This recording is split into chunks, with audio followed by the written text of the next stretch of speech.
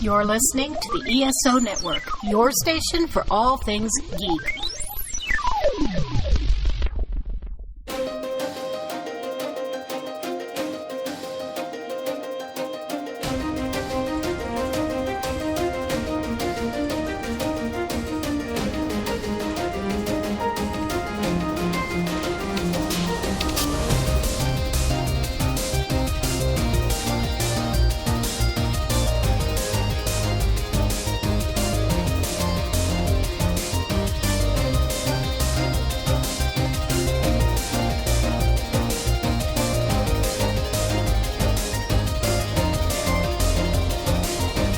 Hello, and welcome to the 21st, as in this episode, we delve into the Netflix series Travelers.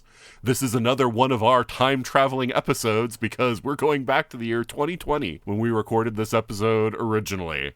This one had the debut for two cast members, Felicity and Kimmy.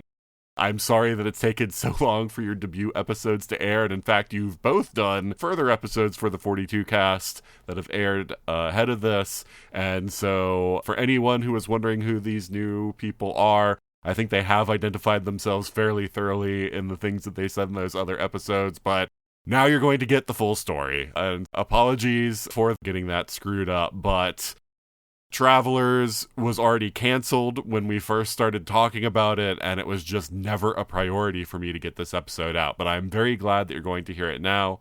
We have a great discussion about what I think is a great series, and hopefully, if you have not seen Travelers, this will pique your interest to go check it out yourselves. But I'm not going to natter on anymore. Now let's join the episode already in progress. Let's meet our cast for this week. And so starting off, you know her as the Greek statue that was brought to life. She is one of my oldest friends, and that is Angie. How are you doing, Angie? I am trucking along. Thanks for having me back. Hey, no problem. So how have things been? I mean, anything new and exciting going on since the last time you were on? So I work for a hospital, and COVID cases are spiking out of control. So really the most exciting part of my day is when I get to go to bed. Okay. Yeah. As soon as you started talking about your job, I was like, okay, I don't think this is exciting. It might be new, but I'm explaining why I'm boring, I guess, is a better explanation. Oh, man. Well, at least there's some positive news now about vaccines. So maybe, in several months, this will finally be behind us. This recording, we got our briefing yesterday that they're going to start giving the ICU staff the vaccine within the next 3 weeks is the plan. We're hoping that we're going to be turning a corner relatively quickly now. Thank God. I'm not a clinician, so I don't even see any patients, but man, it's been an adventure. No, I can imagine. Well, I'm sorry that you had to deal with this, but thank you I almost feel like you're a soldier, like thank you for your service, Angie. No, I'm the equivalent of like an Air Force desk jockey, so no. Right, yeah, no. I know, but you do valuable work that is part of this whole process, so, it's good to have you back on the show. Yeah, thanks for having me. Yeah, no problem. Thank you for making me watch this show and taking a break. Okay. Well, yeah, I appreciate it because it's funny. I went from nobody that I knew who watched it to like suddenly 4 people were all like, "Oh yeah, I love this." So it was kind of okay. This is good. Next up, he is somebody that has just come back to the podcast after a very long hiatus, and that is my buddy Nate. How are you doing, Nate? I'm doing pretty good today. How you doing, Nathan? I am doing okay, too. It's a sunny day here where I am in the frozen northern tundra. Yeah, it's a brisk 59 degrees outside right now. Oh, I'm so envious. It's like a brisk 39 degrees here, yeah. So yeah. But... And anything new? I know you were just on like a week ago, but anything new and exciting for you since the last time you were on? No, I'm just moving forward some of my projects. A new role-playing game about fighting government agents fighting elder cores and the and sort of the repercussions of that, and then also another podcast. So, what is the podcast you're working on? The working name for it is Game Master. We're going to talk about rules. So we'll cover each episode will be like initiative and like how you do initiative in D&D, how you do it in different role-playing games. And okay. So not like rule systems, but actually like taking some aspect of the whole rules and just discussing all the different ways different like games have addressed it. Everybody does it different. However, every system does it. And then, the pros and cons and how that affects gameplay and stuff. So that'll be very cool. Very, sort of like intricate mechanics based. Game mechanics. That's what I was going to call it. Very cool. Yeah, no, that sounds really interesting. I will definitely check that out. Awesome. All right. But yeah, no, it's good to have you back on the show, Nate. Yeah, I'm glad to be here. All right, very good. Next up is someone that I met at DragonCon, although I was somewhat familiar with her anyway, just from being on the ESO network. She is actually, she hails from somewhere near my family's sort of ancestral seat and has a strange obsession with chickens that I'd really like to learn more about, and that is Felicity. Hey, Felicity, welcome to the 42 Cast. Hi, Nathan. Thank you. It's great to be here. All right, yeah. So why don't you say just a little bit about yourself? All right. I'm a middle-aged geek, born and raised. Well, actually not born. Yes. I've lived most of my life in Massachusetts, and apart from a short stint in California when I was very little, and 4 years in Ohio when I went to college. I actually, speaking of just briefly of the COVID vaccine, I work for a large scientific instrument company, and Moderna, which is one of the vaccine candidates, is a customer of ours. So I've actually been there. Oh, nice. So I have been a lifelong fantasy and science fiction fan. Probably the originating event was probably seeing The Wizard of Oz back when it was on TV every year, and just some of the first books that I really read by myself was Wizard of Oz, and then the rest of the L. Frank Baum books. And that really started me on my love of reading fantasy. I was a little too young to see Star Wars, and it was Star Wars at the time, not A New Hope. But I saw it on its re-release prior to Empire Strikes Back, and then I saw Empire Strikes Back in the film, in the theater, at least 6 times. So that was kind of the science fiction hook. I've also been a Doctor Who fan since I was around 14, and that's been my primary fandom and the reason I started going to conventions and stuff like that. I've been married for 15 years, just as of a few days ago, to my husband, Kevin, who also grew up in Massachusetts. And he's a geek too. We have slightly overlapping interests. What brought us together was actually an obscure children's television show. We recently talked about that on the American Sci-Fi Classics track, which is the DragonCon track that Kevin does a lot of programming with. And in the absence of physical DragonCon this year, we did some stuff with virtual DragonCon. And what else can I tell you? Oh, the chicken. So yes. I've always wondered what the thing is about the Flopcast and the chickens. So when Kevin and I first moved in together, I discovered that he had a rubber chicken among his belongings. And when he was in college, he used to order a lot of stuff from the Archie McPhee catalog. Archie McPhee is kind of a novelty company in Washington State, and they have a catalog that he used to order like a lot of goofy stuff from, including this rubber chicken. So it kind of became our mascot, and we would hide it in funny places for each other to find. And eventually, it just became kind of a member of our family, and our love for the rubber chicken extended to actual chickens as well, and basically anything chicken themed. So on the Flopcast, which is an ESO Network podcast, I am known as the Mayor of Chickentown. So were you duly elected Mayor of Chickentown, or were you just appointed that? I was appointed, since the chickens can't really vote. Okay. Or govern themselves. So I've taken. It's been put upon my shoulders to take care of them. It's a representative republic. Yes.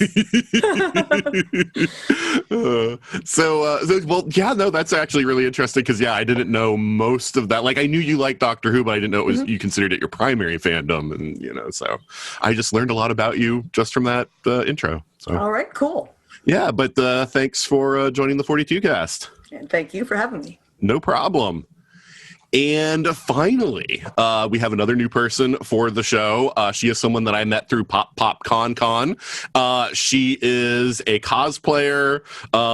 I believe I've got this right, that she has her own gaming line also that she does, and I guess she'll tell us more about that. And that is Kimmy.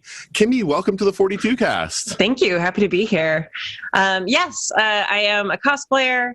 I go by Golden Lasso Cosplayer, Golden Lasso Girl for people who want to check that out. And yeah, I have Golden Lasso Games, it's all branded, right? Which I started last year with a game that I designed called Virgins and Vixens, which is just a quick little game that you can play about just tropes with women in fairy tales and folklore. And then I did my first Kickstarter earlier this year, which it turns out Nate supported. So thank you so much, Nate. So, of course. Which is funny because there's we just met a few minutes ago, and it's always nice to find out that someone outside of your immediate circle of friends supported your thing you made, because you're always suspicious. You're I feel like it's just my friends. It's always nice to know that more than just your small circle of friends heard about your thing and like your thing.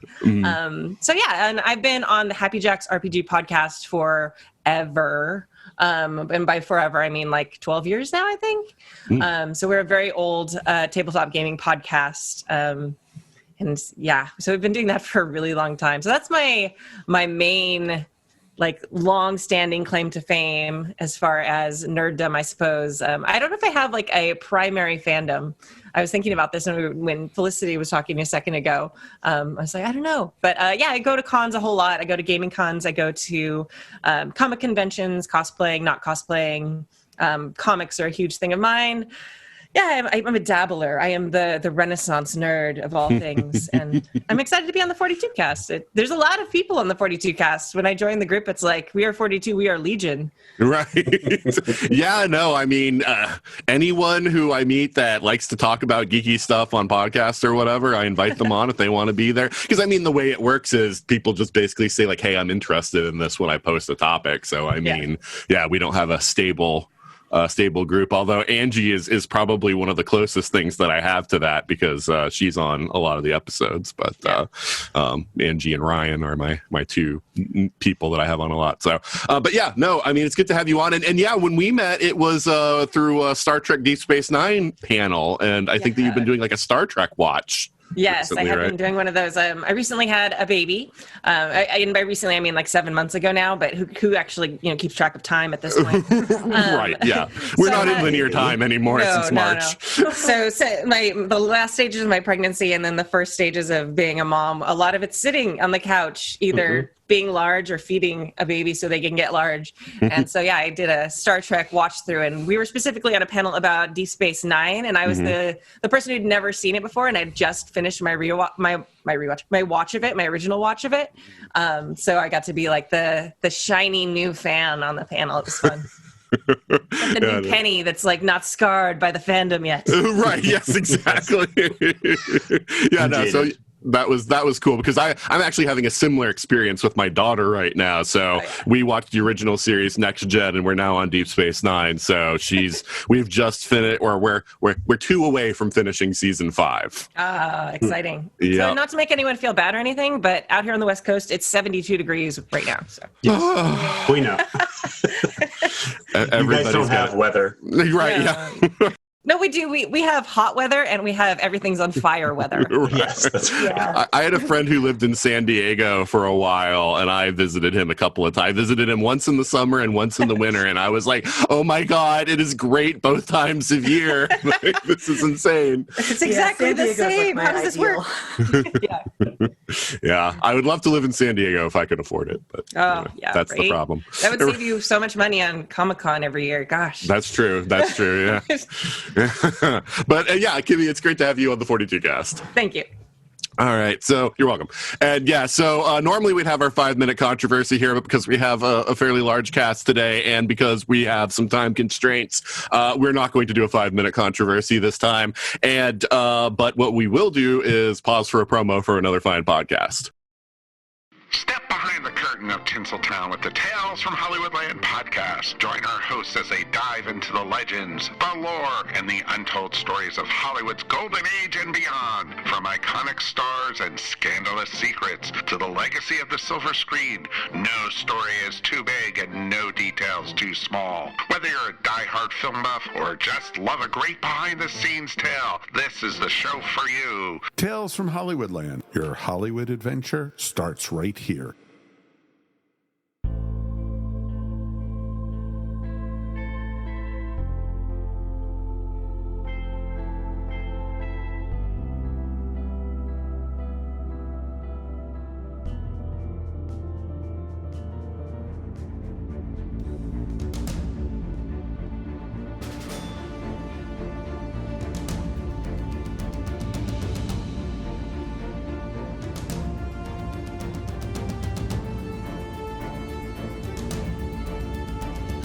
And we're back. And like I talked about at the top of the show, we are talking about Travelers, which is a TV series on Netflix. I heard about it because one of my friends kept raving about it, and it was something that I had wanted to watch a bit earlier, but we started watching the first episode, but Beth and I started watching the first episode, and she found the violence in the beginning to be a little too much, and she didn't want to watch it. And so I had to wait until COVID, where now I'm working from home, and for my lunch break, what I'll do is I'll go into the living room and I will put on like an episode of whatever and just watch. So it's kind of nice to have that freedom to be able to do that. So, and so, yeah, I watched through Travelers, a few months back. And one of the things that really impressed me about the show, or one of the things that I found really interesting about the show, was the time travel aspect, and how, I'm a longtime fan of anything with time travel. I've watched lots of series about time travel and movies and read books, etc. But I'd never seen anything quite like this. It has elements of other things that I've seen, but nothing that was quite the same, of this idea of they go back in time and they take control of a person's body, but morally they feel like it's only right to do that if the person was about to die anyway. And so I found that aspect really neat, and that was sort of like my intro to just feel, wanting to know more about this show. So I'm kind of curious, like, what do you guys think about this as far as like a time travel thing? Like, did you think that it was, like something that was fairly original? Have you seen or read other things that kind of use time travel in the same way? Like, I'm kind of curious about that. So let's start with you on this one, Nate. I don't think I've ever seen anything where they just send their consciousness back permanently and overwrite someone else's brain. I thought it was really just sort of, from a story perspective, something very clever, because it deals with, well, where's their time travel ship? And they got, future guns and future tech and stuff. And so it kind of limits them to just using conventional, like whatever they can bring with their brain. Mm-hmm. So, but yeah, I really liked that. Okay. Yeah. What about you, Felicity? I also found this a unique take on time travel, and like you, Nathan, I'm a fan of pretty much anything with time travel in it. Mm-hmm. So it's interesting also that you mentioned the violence in the first episode, and I was introduced to it by a friend who mentioned, you explained how it worked, and it, on the one hand, it would have been cool to discover that, but on the other hand, there are some really disturbing circumstances with domestic violence and attack on a disabled woman in the first episode that I think would have turned me off if I didn't know what was coming. Yeah, I explained it to my wife because I knew also, but like there are certain things, it's why she never finished Battlestar Galactica with me, because of, there's the pilot episode, which I really had to get her to start watching after the pilot episode where the infant is killed. Yeah. Like, the Cylon just kills the infant straight up. But then there was the scene in season 4 where my wife was like, I'm done, where the woman, I can't remember her name, but she's the one that was married to the chief, like, is going to go walk out the airlock with her baby. And my wife is like, I'm just done. There's something wrong with these writers of this show. Like, you know, there's like a hole in them, you know, like she was just like, I'm done. So, but yeah, anytime there's domestic violence or things with babies involved, like my wife is just like, no, I'm not going to watch this. So yeah, that's usually, it's often a hard pass for me as well. But yeah, I got past that and I was definitely intrigued by this unique take on time travel and kind of just the idea that, I guess the closest that I would say was the 4400, which was actual people coming back, you know, people who disappeared and it turned out they had been in the future, and they came back with knowledge of the future, wanting to change things so that future didn't happen. Yeah, I mean, the thing that I kept thinking about was Quantum Leap because of the aspect of this is somebody else taking over somebody's life. But in Quantum Leap, of course, it's temporary. And he moves on after, you know, he solved whatever problem or whatever he's supposed to solve. So it's still not quite the same thing as Quantum Leap, but at least that's the thing where, and the fact that there's a computer in the future that's trying to kind of telling him like what he's supposed to do and stuff. So like I had shades of Quantum Leap in my head, but it's still not that close. And Kimmy, what about you? Yeah, you know, I adored the series. And it started, my friends were all talking about it. And so like, you do when all your friends are talking about something, you're like, okay, yeah, I'll watch it too. Yeah, it really is really original, which I think is why it really stuck out to me. My friends were really great about not spoiling anything. So like, oh, it's this series about time travelers. So I think that's why I kind of put off watching it for a little while, because time travel has been kind of done every way I thought it could be. And then this one came along and like, there's just this like quiet desperation behind all the characters as they're working to avoid this, you know, like post-apocalyptic thing. And slowly through the series, you find more and more out about these horrible, like the horrible future that they're coming from and why they're willing to risk everything. But it's just like this interesting sentence, because if they succeed, they are instructed to live out the rest of the person who they took over, their lives. Like they have to stay as that person. So it's not like them coming back from the future as themselves and then they get to come back and live whatever life they want. It's like they have to take over this person's life and maintain being another person for the rest of that body's natural life and their natural life, because they die. So it's just like this crazy, like dark undertone to all of it that makes you desperately want them to succeed too. It's fascinating.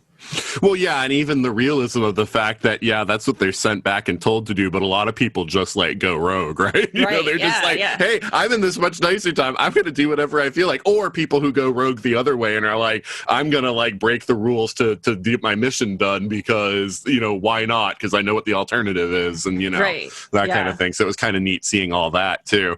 And so, Angie, what did you think about, you know, the sort of the basic setup of the series? Yeah, it's a really interesting question. I've kind of been thinking of it as a weird quantum leap, Terminator, like anti-Terminator combo. I mean, but that's cheeky. It is a very unique premise, and I think it's one of those things where the stakes are set so high from the beginning. I mean, all of these people are on suicide missions. Because they can't go back, and in fact, if they succeed, they might not exist at all. But the stakes are high enough; it's so bad in the future that they're willing to do that, which I think sets the tone for the show, and it's really effective. Yeah, I that, you know, like I said, that was the thing that drew me to it. I did think sometimes that they, I don't know, how do I say this? I think that they cheated a little bit, in the sense that there's all this concern about like, oh, we don't know if we're going to exist or anything, where I'm like, you've changed so much. There's no way that you're like, most of you shouldn't even exist in the new timeline, even if it is still like a dark timeline or whatever. And so I sometimes had problems with the fact that, you know, like if you stop certain disasters and other disasters happened as a consequence or whatever, like the number of people who died or lived and where they died and lived and at what times would have changed so much that it should like already have eradicated these people from existence, even if there were different people, right? That in this, you know, in the new timeline. So I don't know. I did sometimes have issues with that, but the fact of the matter is they leave everything so vague about the future that they do allow themselves a huge amount of wiggle room, you know, as far as, you know, they can explain whatever they want to explain, and they can, you know, come up with new things later or whatever. And I think that was probably a smart move on their part. They left themselves a lot of narrative, you know, room. But yeah, so let's also talk about the characters though, because I think that's one of the really intrinsic parts of the show, and you know, getting you interested in it. And why don't you start us off on this one, Kimmy? Who was your favorite character among the core cast? I without a doubt Trevor, or the Traveler 00 or 115. It was my favorite, and he's like the actual Traveler is like one of the oldest living humans in the future, and he gets sent, he like helped develop the Traveler program, and he's been in a couple different bodies. We never quite like learn everything about that, but he's had, like he says at one point, he's sharing with one of the other Travelers that he's had multiple children that have died of old age, that he's outlived. And when he gets sent back to the 21st, he is put in the body of this teenager. And there's just this like magic of seeing, and then maybe it's because I'm a teacher and I work with kids a lot, but having this like old soul in this young body and how much he appreciates it. Like there are points where he just like runs because he can again. And he's just like, and he like, it's just like an amazing kind of dichotomy. And he's like trying to fix the, you know, the relationship with his body's like father, not like a lot, but like he just suddenly, there's just like this switch that flips, and he goes from this like jerk of a teenager to like this wise old man who just like is so thankful to be here and trying to save the future that he came from. And it's just like this I don't know, I just loved that whoever wrote that, that was for me. I loved it. It was very interesting to watch. Okay. Yeah, no, and everybody feel free to jump in once we've mentioned a character, because even though I'm going to say favorite, if your favorite's one that's already taken, I'll still want you to move on to a different character so we discuss more characters that way. So you know, we're talking about Trevor. I really liked Trevor's relationship with his dad, because I felt like he was, you know, he's the old soul and really wise, but you could tell Gary just like triggered him. He was just like, I feel like Gary reminded him of his dad, and he turned out to be a better dad and had all these kids and stuff, you know, like he has all this advice for raising kids, but Gary, he just like does not give that guy a break. Doesn't call him dad for a while. Yeah, I mean, the way I took that is actually that he came from a time that was a more enlightened time where men didn't treat women the same way that Gary was treating his wife and things like that, and that he was coming from the standpoint of somebody looking at like, you know, like, hey, you don't talk to her that way, you know, stuff like that, where, you know, it's not, you know, appropriate, and you know, in the future, and so he's like, this is not the way you should treat somebody. But yeah, the fact it was the family aspect of Trevor that I was really sad is one of the things that they kind of dropped by the wayside in season 2, and didn't pick up at all in season 3, other than we see Gary for like a fraction of a second in one episode because Trevor has moved out, you know, quote unquote, and so we see him delivering stuff to that house, and then he's like, okay, we're gonna pack it all up and out and go to the headquarters. Yeah, I feel like for other characters, they focused a bunch on their Traveler's life. And in my opinion, I feel like they picked the wrong Travelers to focus on with that in a lot of ways. Because I thought the dynamic for Trevor and his life and him trying to navigate that was awesome. No, and I agree. And I think that's one of the things that, because it was such a short episode, you know, it's 10 episode seasons, that they had to like sort of condense things or we wouldn't have any time for plot. But at the same time, like you, I'm like, man, it would have been nice even if this was like, you know, add 3 more episodes a season so you can do more with Trevor, because I felt like Trevor's real life was a very fascinating thing. And the idea of the old person, like, because everyone else else, you get the feeling that even though they say like I don't look the same or whatever, they're not having the same sense of like being really, you know, like distanced from the body there. And like, you know, they might have new circumstances they have to deal with, such as being a mom or whatever, but they don't, but their body isn't that shocking to them. Whereas Trevor, that was so fascinating because that was the thing, like for him, his body was so new to him that was part of the thing, and being a young person, but with having, you know, and he's like, he has no time for like all the garbage that his friends are getting into, right? Like he's like, I've done all that kid stuff, and you know, there's no point doing this, and you know, all that kind of stuff. And so I like that. I also really loved his relationship with it's been a couple months now since I've seen it. The guidance counselor, Grace. Thank you. Yes. I loved his relationship with Grace also. And just the way he reacts, he works with his peers, because there's a couple storylines where he like helps them with abusive situations and things like that. And it's just amazing. You're like, what would teenagers be, you know, what would they be capable of if they were able to kind of step back and have wisdom like we earn eventually as the elders of society. But I don't know, it's just a fascinating thought experiment. No. How do you feel about, you know, what they were doing kind of towards the end with the idea that he has this problem that's causing him to just sort of like seize up, and he won't even be aware of the passage of time, you know, while it's happening? And although they gave him a fix, you know, it was something where even still you would see him in the episode, you know, it was towards the end. There were only a couple more episodes afterwards where you would still see he would temporarily like do that thing still. Like future Alzheimer's. Yeah, well, because he hopped so many bodies, I think is what it was, that his program, or basically his consciousness, had glitches in it at that point.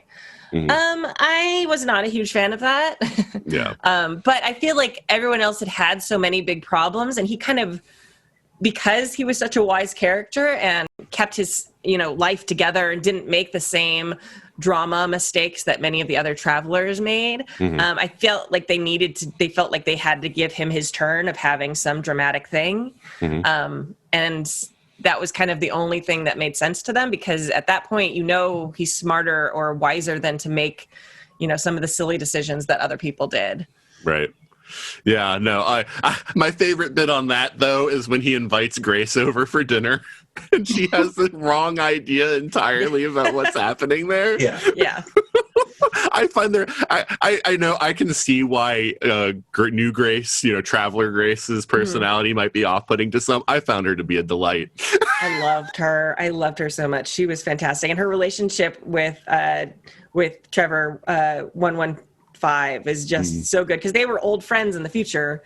So so when she comes and takes over Grace's body, it's just amazing to watch them interact. And what she doesn't know about the 21st, and he's like, yeah, you're my guidance counselor. This isn't appropriate, even though like I'm a lot older than you and we both think of each other that way. It's really funny. But yeah, Felicity, any thoughts on Trevor? I did find him an interesting character in his unique role as the oldest. I have to say, you know, if we are looking at favorite characters, I think that first of all, I watched this show. I got the impression I watched this show a longer time ago than many of you did. I watched the second and third seasons as they were released. So I watched the first season not too long before the second season was released. So it's a little harder for me to pick up on the long-running plot threads. Sure. I hadn't seen, you know, other than Eric McCormick, I hadn't seen any of these actors before. And so it was two actors in particular that really stood out to me as just phenomenal. And that's the actors playing Marcy and Philip. So I'd say that they kind of are my two favorite characters, especially Philip, just because of, again, his unique role as the historian, which is something I wish that we kind of see some unique aspects of that role in the second season mainly, and that it's not picked up on as much, although there are still, you know, he starts to see the alternate timelines, you know, in the same frame kind of as what's currently going on as we get toward the end of the series.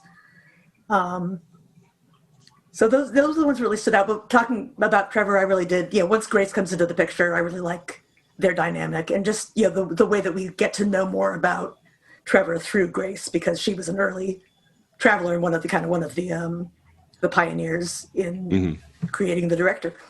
Yeah, one of the things in the series is all the travelers have numbers, and it really helps after a while, so you can figure out how senior different people are. Like the leader of the traveler team we're with is 3468. I went through and I took notes before the podcast. Sorry. That's awesome. So he's like 3,000. So he's like up high. Grace, when she comes back, we find out that she's 27. So that's like, wow. And then, so that's like way senior. So it's a really smart way of simplifying things. So you're not worrying about two sets of names with a single character. They go by their number when they're talking to each other, or when you're referencing like them as the traveler, and then they take on their hosts, their body's name. So I thought that was really smart, and it immediately gives you information about a character. If a traveler comes back and they're like, I'm traveler 35, you're like, oh, okay, this is a big important person. Yeah. No, I don't want to get too far afield, but I like the fact that you just kind of sparked a memory for me of like the fact that they sometimes even got things wrong. Like the one guy they send him back. He goes into somebody who was going to commit suicide by shooting himself, but he had actually done the double whammy of taking like poison and then was going to shoot himself. And so like the guy came back and took over the body, but then he died anyway. And so I found that interesting. And I don't know why that sparked that memory, but I was just saying, like, I like the fact that they showed that the Traveler program itself was fallible, in that sense. And it wasn't like usually in future stuff like this, it's like their information is always perfect. And it's like, well, if there had been some form of Armageddon, it makes sense that, they screwed up a lot. And of course, Marcy is a big part of that. Yeah, or just human fallibility, right? If the Emmy didn't mention or they didn't do a talk screen because the guy shot himself, there's no way for this. It's not in the historical record. Yeah. Angie, anything to add about Trevor before we move on? The other thing I haven't seen mentioned is, when they introduced his illness, it seemed really hokey, I guess, to me. I wasn't super impressed with it. But they used that tick to such great effect for the rest of the show. I think I stopped breathing when he glitched out when they were disarming the bomb at the end. Right. Yeah. Like, I think, okay, maybe as a storyline, it wasn't one of their greatest additions, but they used it, and I respect that. That's true. Yeah, no. And that's one of the things this show does really well is tension. There were a lot of times where I didn't know where they were going, and I'm like kind of like gripping like my couch kind of like, as I'm watching the show, because I don't know how it's all going to play out. And I think that's one of the real joys of watching the series too. Yeah, no kidding. Yeah. That was really the hook for me, I'd say. I think it's episode 6 of the first season when they come to what at the time we think is kind of the climax, the thing that they were specifically sent to prevent. Just the end of that episode, or the last few minutes, when it's like, Traveler take over, boom, Traveler take over, boom, Traveler take over, boom, and finally the guy tries to shoot himself before he's taken over. I was literally on the edge of my seat. Yeah. And things tend to escalate quickly in this show. And definitely the season finales are very just full of crazy action and plot twists. That was actually a really well done also, because while I'm watching it, I'm like, why doesn't the director just send like mines into everybody all at once? And then that's when I realized, when he was out of bullets, that I was like, that's actually really clever. It made sure that the guy would waste his bullets by sending them one at a time. Yeah. And then that way, like, so when it goes for him as the last one, he has nothing to use left, because he, used 2 or 3 on some people, he was, unloading his gun. So, I thought that was actually really clever writing. That was incredibly frightening. And I'm really glad that there's like rules about who can get overwritten, because that was just like freaky. Yeah. It was also like, I think that was one of the darkest episodes for me to watch, for people who haven't seen the show. Basically, the main team of characters is, off on this mission, and this one person is sent to stop them. And over again, you see the team isn't the main team isn't time traveling, but like they fail at first, and it's fascinating to watch. You know, this person kills them all. So then you see, this is one of the episodes that's not really from their point of view as much. You see as the AI from the future is sending different people to try and prevent their mission from being stopped. So over and over again, these people are getting sent, and it was one of those where you're just like, wow, like kind of the cannon fodder aspect of it. Well, yeah, and you find out, like, you know, once you've had like been overwritten like 3 times, like the body is useless anyway and stuff like that, because you know, at first the director's just overwriting each traveler in the same body, and then it goes for the brother who, you know, because of what happened and because he knocked into the brother, you know, like he was going to die now. And so it's like, oh, okay, now it's morally okay. I always found that interesting. It's like, oh, because of our actions now somebody's going to die, so now we can overwrite them, you know, kind of thing. I'm like, it's kind of questionable morally, but okay. Well, and all those people are being sent from the future and to die immediately. And they know that that's their mission. They're like, you have to stop this thing, you might die. Like, and they're willing to do it. The future is so bad that they're like, you are going to travel, which is obviously sort of a painful thing, and you're going to be there for like 30 seconds. And, you know, it's just like this, wow, it just like kind of blows your mind about how dedicated these people are to making some sort of change. Although that one I call shenanigans on, because it was like the body cam, and I'm like, wait a minute, how do you know that just because somebody has a body cam that information will get stored somewhere that will then be available in the future? You know what I'm saying? It was like, it's like, oh yeah, because she had the body cam, we know everything that was going to happen to her when she tried to rescue them, so now we can have a new plan. Maybe she was Facebook Living. Yeah. Yeah, that episode's really the showstopper of the second season, and it felt a little.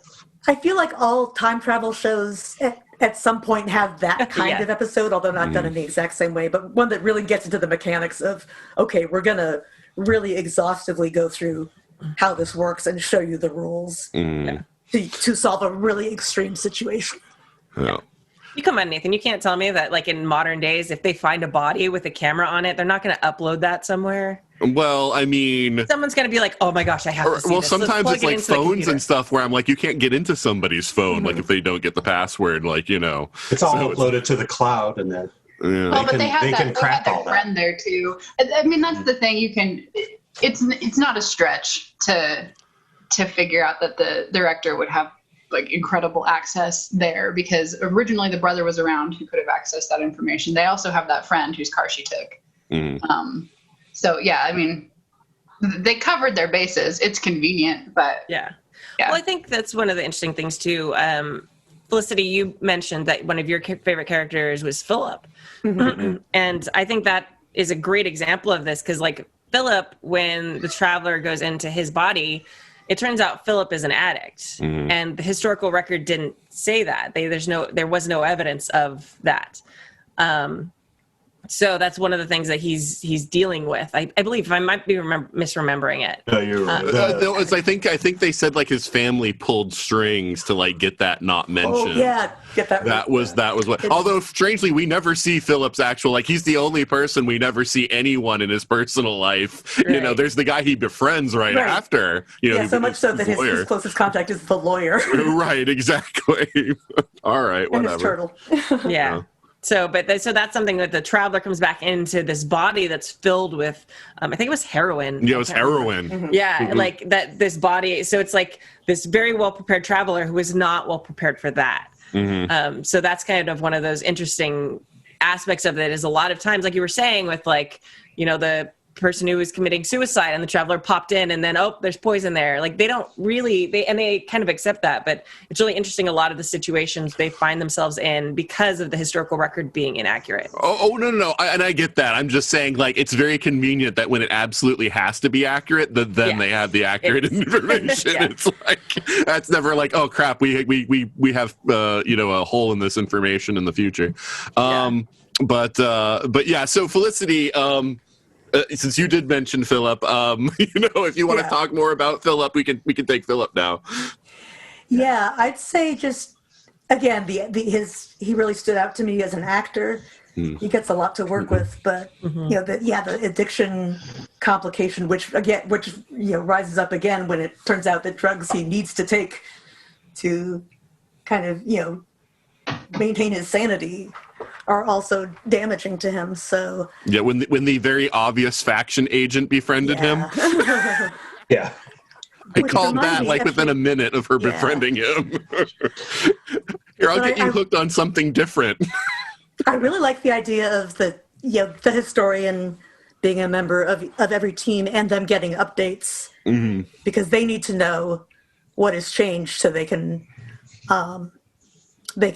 update their predictions or have better material on which to make their predictions. I was so happy that they went there because that's always my thing in time travel stories is like, as soon as you change one thing, all your future information goes out. I mean, not all of it, but it starts the path of everything's going to slide out because that thing will lead to other things that change, that will lead to other things that change. And when they saved a whole town full of people from an antimatter explosion in the second episode, I'm like, that's already a huge change to history. Those people's lives will influence other people's lives, which will influence it was one of those things where I'm glad that all his gambling stuff started going out the window, where it was these changes are causing the results of the horse races to change and stuff like that, and that they actually had to deal with the fact that his information was getting less relevant the further along they went, and then they introduced the idea of updates.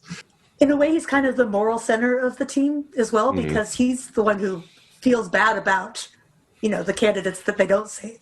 They always have different options for travelers to take over. So here's a bunch of people he knows they're going to die and he can't do anything about it.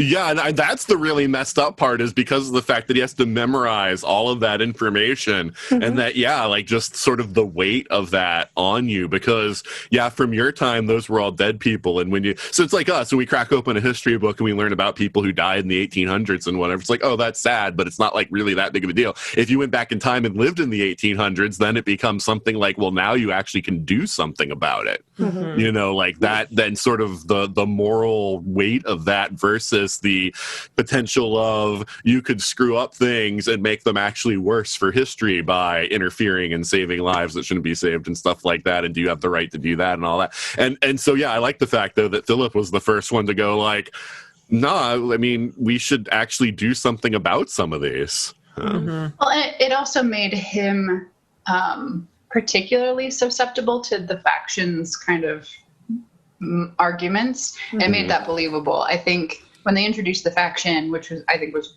brilliant, the execution not so much, but Philip was the only one they'd really set up to care enough about the mission, but he was the most human of the travelers, the main travelers. He was the one that seemed to care the most about humanity as opposed to their little insular families, but that meant that he was the one that was most susceptible to an argument of, well, why not save them? Why not save everybody?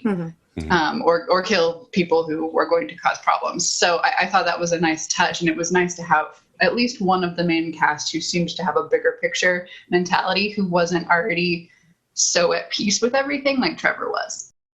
So Nathan, what you brought up about how in other time travel stories, someone might go back in time and become close to someone who they know is going to die and be tempted to save them. I think that is a common thing in time travel, and it's nice to see that in a new way with Philip. Yeah, no, I'd agree with that. Nate, I don't think we've really heard you say anything about Philip. Do you have anything to add? Yeah, Philip, I liked in the second season, the update episode where all these random people get together and watch a movie of flashing lights and get their update from the future, kind of like Thufir from Dune, where they just kind of stare into a light to get their human computer update. What I found interesting was that, they could have, I think that the most obvious choice for the historian person is to be, a very logical, robotic kind of person. They're the human computer. But he actually had, like Andrew was saying, had a lot of heart and, cared about what where he lived and the people he was living now. He wasn't so focused on the future like most of the other team, where they were just like, dedicated to the mission. He was like, well, these people are hurting. It's not so great here either. So, especially with the Alexander storyline, which was really good. But yeah, that's what I got. Yeah, and I'm glad that we kind of circled back on that too, in the third season when they're like, well, you saved him, but then he turned out to be a monster. Yeah. And, having to go and even go back to that. So it was like, again, it talked about the fact that these things, it's the reason why you shouldn't question the director, because sometimes, you change, you think you're doing a good thing, but you actually create a bad thing, but then they were still able to salvage it, in that episode, which I think it was, again, another one of those episodes where I was gripping the couch because I didn't know how that was going to turn out. And I was like, are they really going to just straight up murder this kid for his future, crimes? And so, yeah, it was. Well, and I think it's great too that, I don't remember if they do it specifically in that episode, but a lot of the newer travelers coming through specifically mention this team and how off the reservation they are, and how everybody is kind of at the edge of their seat seeing what they're going to do. It's almost like, yes, you have this incredible AI, but this AI can't always figure out what they're going to do, which I think is kind of hilarious. Mm-hmm. But I do like that they left the director ambiguous, because you never got, as much as I thought they were going to pull the reveal of, oh, the problem is actually the fact that it's the director, and the director is, because it's inhuman, it can't really decide these things. They always pull back, because it's one of those things where, even in the one where their mission was to kill Alexander because he was going to turn into a serial killer, at the end, they have the question of, or did the director tell us this to act this way because it knew that this would be the thing that sets them on the right path? You never know. Did the director actually take their emotions into account when it gave them the mission, so that they would, they would have the reactions they had, and that's what actually caused the kid to round a corner. So yeah, right. Yeah. It's the director is setting them up to fail. Well, and we have no idea what the director even really is. At the first season, I thought they were hinting that it was the scientist lady who they were kind of saving. There was a wink and a nod there. And then in the second season, they bring up that, nope, there's engineers who specifically, so there's an AI involved there somewhere. But what the nature of the director itself, if it's some sort of hybrid, if it's actually just a computer program, what it is all left in kind of up to our imaginations, which I think was smart. I am annoyed, though, that scientist that they made such a big deal out of saving in season 1, never comes back into the show, because I thought for sure they're setting something up where she's going to be important later. But no, they saved her, but, no biggie. Yeah, I think one of the most interesting things about this show is they kind of turn the AI trope on its head, where so many, like time travel or future shows and things like that, it's like humans are fighting the AI because the AI has taken over. And this show turns it on its head in a way. It's like they are not only taking directions for the AI, they are willing to fight for and give their lives for the AI. So, which is really fascinating. And you keep waiting because of that trope and the programming of, oh, the AI is going to turn against humanity. We're waiting for it. And it's just fascinating that they stayed away from that, thank goodness. There's moments of doubt and things like that, especially for the audience, since we come from, a society where the AI always turns against humanity. But at least in our fiction, but it's just really amazing and interesting. And there's one scene, I know we're kind of getting off topic talking about the director, but there's a line where Grace, who's come from the future, we find out that Grace was one of the original engineers who helped make the director, or maintains the director, one of the few humans who actually gets to interact with the director and whatever its form is directly. In the future, she comes back to save the director. And there's a really touching scene where she actually, because the director can take over children and without harming them, but if it takes over adults, they die. So there's a scene where she's able to talk straight to the director through, people who are in hospital beds. Like they're obviously on their deathbed in hospice or something. And it basically tells her, thank you for saving me. Like, I miss you. Mm-hmm. Yeah, that was really moving. Yeah. And I wish that I wish that we'd had more along those lines. Well, and there was an episode where Trevor got a message from the director and just told him to hug Grace. Mm-hmm. That was awesome. Yep.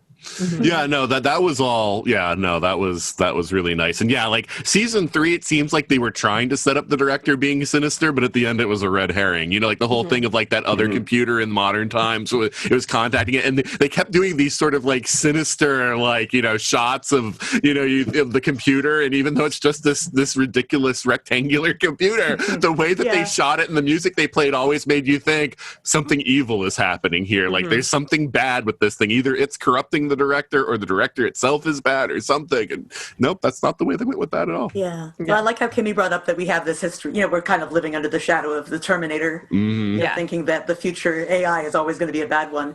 And it made me think that things that I've watched since watching Travelers, like the 3rd season of Westworld, have the same sort of, you know, AI that doesn't ultimately, although it's programmed to have the best interests of humanity at heart, the way that it goes about that is very, you know, horrible to our eyes as, you know, people with free will. So I still harbor thoughts that the director is definitely not, maybe not good or evil, but like one of you said amoral, and I think that's definitely the case. So yeah, let's go to Nate. Nate, who would be your favorite character? And if it's one that's already picked, you can just mention that character and then move on to somebody that we haven't talked about. Actually, we haven't talked about him yet, and I think it's 2 people that are really, you can't talk about one without the other, and it's Marcy and David. Marcy, I know. I think her story with David was really interesting because, you know, you don't even really notice. I mean, you know, you're watching the show and you see her change from being Traveler 3569 to being sort of a combo of Marcy and 3569 through her interactions with David. And, you know, the other characters, with the exception of Philip, you know, they all deal with their real life people, you know, Grant's wife and Carly's baby daddy. But, you know, Marcy just deals with David, and they, you know, have that love interest, and then she gets rebooted. And it's a really... That just broke my heart for David. I really felt for him, where he was like, you know, they finally get to that one place, and then she's like, I don't know who you are. I'm here to do a mission. I have no feelings. When I got to the end of season 1, I made a Facebook post, which was, Travelers, you've cut my heart out with a spoon. Yeah, it was awful. Yeah. So definitely Marcy and David were my favorite.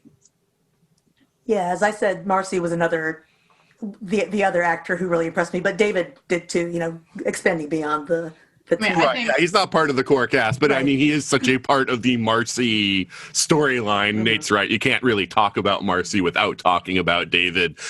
David was like one of those ridiculous characters where it's like, does this person even really exist? Because, he's too good. Right. It's like, he is so good. Like everything about him, he's this social worker that's trying to help people. And you see him and how he's like so the pandemic episode, which for me, watching it in the age of COVID was so, was so topical and everything. And he's the guy that's like, I've got to go down to the shelter. Like, I'm not worried about myself. I'm going to go down to the shelter. I'm going to make sure all the people that, you know, I normally, you know, interact with, that they're all doing fine, that they're wearing their masks like they should, that they have the food that they need, and, you know, doing all that stuff. And you're just like, my God. And like the fact that he's willing to accept everything that Marcy tells him, despite how ludicrous and and crazy it is, until the end of season 2, where it's kind of just put right in his face that, no. Well, the most unrealistic thing about the entire series was that David was able to afford that amazing apartment of his. Yeah. Oh my God. On a social worker. Yeah. I really, really thought that they were going to go with him being a trust fund baby who felt guilty about it. That's how he afforded that apartment. Find out that he actually probably is even less able to afford that apartment than originally. Like, that was the only thing about it that I found so unrealistic. I had to roll my eyes. Yeah, especially in Vancouver, but that's right. But do we ever find out? Like, couldn't that still be a possible background for him? Do we ever find out about his family situation or how he? Yeah, he explicitly says that his dad left more debt than he okay. Yeah. Okay, I don't remember that, but I wasn't looking for that either while I was watching it. But I was, because because that's what you're yeah, because the apartment is beautiful. Yeah. I think that's one of the things. I mean, it comes up all the time in all sorts of shows, and I've kind of filtered that out at this point, I think. But now that you mention it, is very ridiculous. Yeah, if you can afford an infinite number of teapots. Well, I mean, I think of it more like whenever I see family shows that, but they live in New York or whatever, or California, and it's like they live, they have normal jobs, and I'm always looking at oh, these people live in a mansion, like in somewhere like Wisconsin, maybe this wouldn't be a big house, but if you're living in California, that's a huge house, and you're working a a normal 9-to-5 job. You're not somebody who's getting 6-7 figures. How do you afford that? But oh God, yeah. Marcy, I absolutely loved Marcy, but I also wasn't sure how much of that was just the fact that I was stricken by her looks from the moment that I saw her. That is a very attractive woman. Yeah. I liked Marcy as a character was fine, but I think David and her dynamic was 100% what bought me in on her character. I think if it had just been her alone, I'm not sure I would have been as interested. But yeah, no, her dynamic with David and their progress throughout the series. Again, I feel like they spend a lot of time on that kind of side relationship, and that was one of the ones I appreciated them doing that. Yeah. No, I mean it is one of the big emotional parts of the show is watching the relationship and the setbacks because of the crazy scenarios and everything that they came up with. But it all goes back to the idea of the bad intel and the idea that they overwrote somebody that had cognitive disabilities with somebody normal, and I kind of appreciated that just from the season 1 setup. I mean, later we find out that no, actually Marcy wasn't somebody who originally had cognitive disabilities and stuff I'm not sure how I felt about that whole reveal that she was tied in with 001 and all that. I thought that got a little too out in the weeds, that I didn't really care about. I didn't like that either. I thought it was actually. So one of the things that bothered me, especially as the show went on, is that I don't buy it necessarily that there was nothing that would have clued the director in that Marcy was intellectually disabled. Mm-hmm. It makes more sense that she had been totally normal and then had gotten screwed around with by 001, who deliberately was keeping all of his activities from the director. That actually makes a little more sense to me. It again was very convenient, but I think it made the director seem a little bit less blundering, I guess. No, I thought about that too, because then there would be a record of her as a nurse and everything else, so then it would kind of make sense. And it gives you the ultimate out at the end. We don't need to jump ahead to that, but where Marcy and David's story ends up, even though it's... Well, we don't know. I mean, that was the thing that I laugh about, because everybody who's a fan of the show is like, oh, well, we know from the ending that Marcy and David get together even then. And I'm like, no, we just know they shared a bus ride together. I mean, that mightn't have led to absolutely nothing. So I don't think they would show us that if it led to nothing. And but I was just yelling at my screen, that's not the Marcy that we know. Yeah. Person. Cheap. Well, and that was one of my kind of big first things too. I'm like, there's not a record of this, but she's getting a lot of social services. Obviously there's I mean, she has a social worker come and visit her regularly. Didn't she have provided housing a provided job and all these things? I'm like, there's definitely a record of this somewhere. Mm-hmm.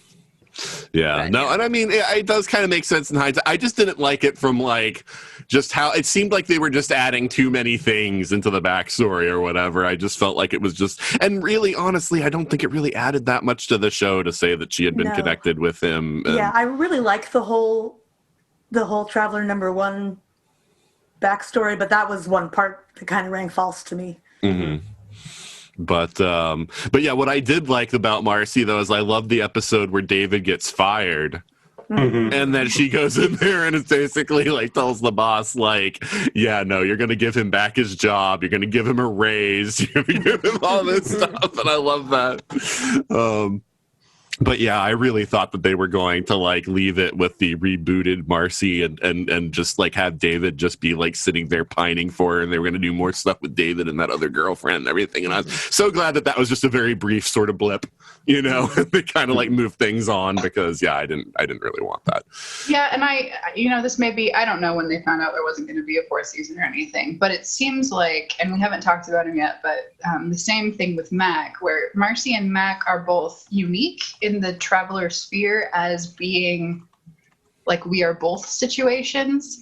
The procedure that both of them kind of undertook to find the memories of their host, essentially, and kind of made them both people. Mm-hmm. Most Travelers don't have that. And so, I really thought they were going to do more with that, especially with all the time dedicated to Mac and his wife. Like, I thought there was going to be more there. But yeah, it's the same with Marcy and David, where it's like, Marcy isn't Marcy, so the Marcy at the end isn't even the same person. But at the same time, like, Traveler 3569 also is dead too. Like, it's a chimera person. Mm-hmm. At that point, and I really thought there was going to be more focus on there. I just think they didn't have time with what they got. Well, yeah, I mean, because I think that's the thing with the short seasons and everything too. Is like, yeah, it would be really interesting to examine this fact of it's like the old Once Upon a Time thing. You have 2 lives in your head, and although they did say they weren't complete, like Mac, he didn't have all the memories of the previous guy, right?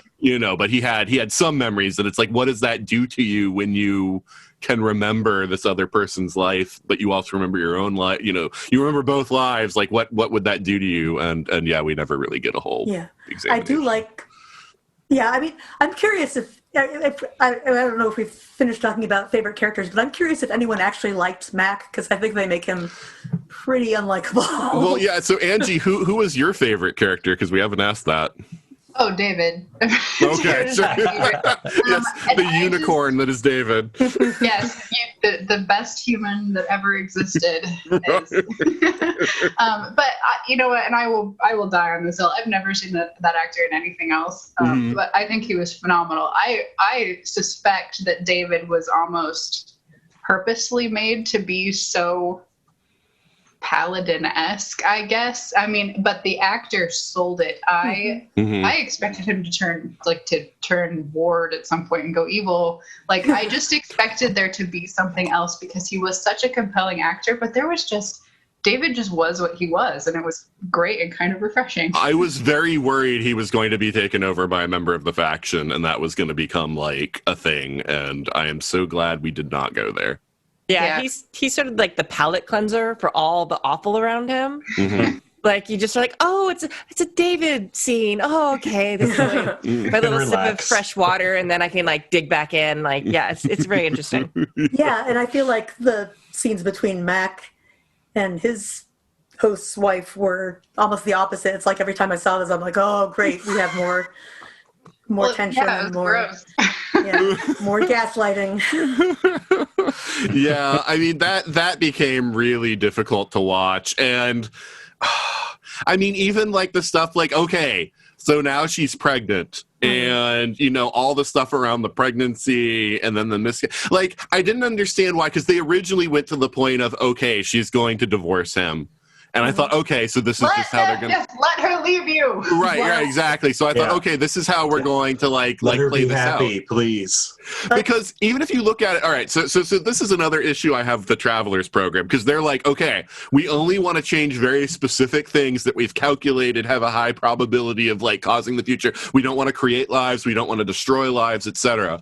But if somebody who was going to die, so in the case Mac was supposed to die, or any person who's supposed to die who had a spouse, well, theoretically, that spouse would go on to live their own lives that, they're not going to die right away. And so they would, a lot of people find other people to marry and whatnot. So it's by the fact that you would continue living with your spouse doesn't think that they don't know about the death or whatever, then that would cause that future relationship to not exist. And so if that future relationship doesn't exist, if they were ever going to have children with that other person they would have met, you're already eradicating lives just by staying with the spouse that your host had. And so I always had a problem with that, because we find out other travelers are living with their wives too. There's one guy they're trying to track down because he had been strapped to the chair or whatever, and you find out that he was a traveler who's living. So I mean, that was one of those things that always niggled at me, because I'm like, he really should have wanted her to divorce him so that she would have gone on to live the life that she would have lived had he died,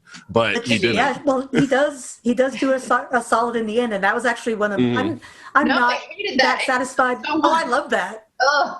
Okay, it takes away her agency. That's a bad thing, but he lets her go on to have potentially a better life. No, I found that entire thing sloppy and horrible. Here's the thing, and this is why I brought up the idea of a We Are Both situation, because Traveler 3468, Mac, should have let her leave him. In fact, he probably should have confessed the affair earlier on and driven her away. That's what should have happened. There's no, violation of the protocols there, unless for some reason the director said, maintain this marriage at all costs, which makes no sense. So that's what should have happened. I think why it didn't happen is because he ended up saving her on the plane, getting the special diplomat treatment that gave him some of Grant's memories, and specifically was told those memories are the strongest ones, the memories of how much he loves his wife. He gained the love that his host had for his wife, and I agree with that. I thought that's where they were going with that, and I thought that's why we were dedicating so much time to that gross, toxic, gaslighting relationship. And then at the end, because they have a fight, and she says, "You kept me from marrying John," or whatever, he's going to invalidate all of McLaren's love. I hated that more than anything else in the show. Well, I also had a problem with the fact that we see throughout the whole show how specific they have to be. They have to not only know the latitude and longitude, but actually the elevation and time to be able to do a transference. And okay, he knows generally that Mac was in a particular area at a particular time. So I thought he was going to come in as he was having the conversation with Kat, because then he knows specifically he was standing right there because that's what she said. But instead we find out he had already been taken over before he walked up to meet with Kat. And I'm like, how did you know exactly what time of day he was at what point in that park and at what elevation and the exact longitude? I had problems with even that whole scenario, because I'm like, if he's not taking him over as he's having the conversation with Kat, he did not know all the details he needed to know to be able to do that. Yeah, that was one of my things too. I didn't like any of the relationship. I like Mac as a character. I hated his relationship with his wife. I kept wanting that to be just over. They spent so much time on it. Well, I wanted them to pick one. I either wanted it to be she leaves him and it's done, or when the whole thing where she was pregnant and it seemed like they had fixed all the issues, I was like, okay, let's continue with that they're just a happy couple and not but no, we had to make them all hate each other again. So, yeah, I feel like they felt like they had to spend the most time on his relationship, even though it was the most boring.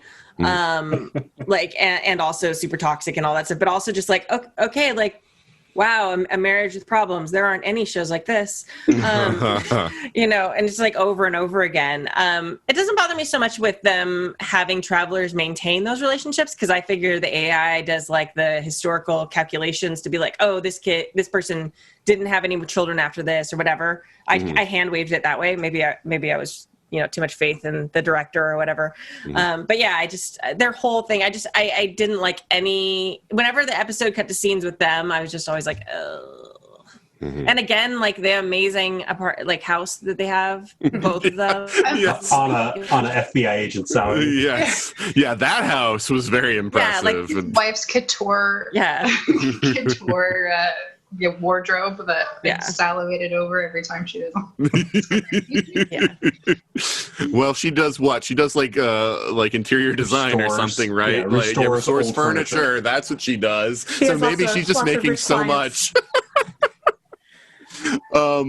But I feel like we should talk about Carly too. I mean, none of us has really mentioned Carly much other than to hand wave her, and so I guess I'll take Carly, even though Marcy was the person I was going to talk about for the Marcy and David relationship. But yeah, I really like Carly. I like the idea of this woman who's just thrust into being a mother. And having to deal with that. And then, like, the only time I had a problem with Carly was when she was suddenly like, oh, yeah, I can totally live with, and I forget his name, the baby daddy. And, like, it's going to be fine. Like, she even has a heart-to-heart with Marcy at one point where Marcy's talking about the difficulties, with relationships now that she's Marcy 2.0. And Carly, and she's, like, asking Carly about, living with, oh, God, why can't I remember his name? It's Jeff. Oh, Jeff, thank you. Jeff, yeah. Yeah, so, like, she's living with Jeff, and Marcy's like, well, he really loves Jeffrey Jr., so, like, it's going to be okay. And I'm like, no, it's not going to be okay. Like, if the writers make it like, oh, like, yeah, he's completely good with this, like, now sexless relationship just so that he can live in the house and raise the kid, and he's never going to drink anymore. I'm like, there's no way. Like, nobody makes, like, a change like that. And so That's it was not like, how alcoholism works. Right, yeah, God, like, well, I mean, some alcoholics can, through help and everything else, like, not go back to it, but yeah, just the kind of personality he had, and yeah, the job that he had, and the stress that he had, and everything else, like, yeah, it did not seem like he was the kind of person that would happen with, so, I saw that one coming from a mile away, and I'm shocked that she was naive enough to think that it would all work out. In that situation. Well, it kind of makes you think, okay, like in the future, what problems do they have? Like they are actually the worst equipped people to give each other relationship advice in the 21st. Because for all we know, there is no alcohol in the future. They have no idea what it's like. Like, right. So, well, I might be explaining away just bad writing probably. But for me, like when they were going to each other to ask, like, hey, what do I do about this relationship? I was sort of like, what?